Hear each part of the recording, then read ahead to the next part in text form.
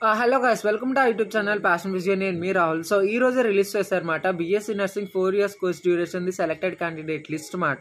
So ఈ month 10th లోపల మీరు వెళ్ళి కాలేజ్ రిపోర్టింగ్ అనేది చేయాలి. 10th దాటి వెళ్ళిన తర్వాత ఆటోమేటిక్గా మీ సీట్ అనేది క్యాన్సిల్ అయిపోతుంది అనమాట. సో అది ఎండింగ్ డేట్. వెళ్ళేటప్పుడు మీ ఒరిజినల్ డాక్యుమెంట్స్ అన్ని క్యారీ చేసుకుని వెళ్ళండి.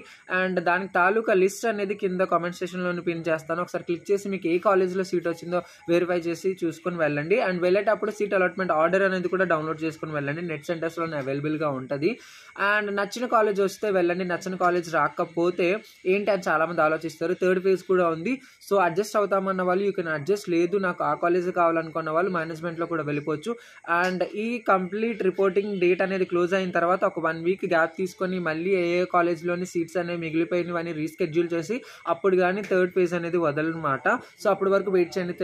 థర్డ్ ఫేజ్ వరకు కావాలనుకుంటే. అప్పటి వరకు please do subscribe. Thank you for watching.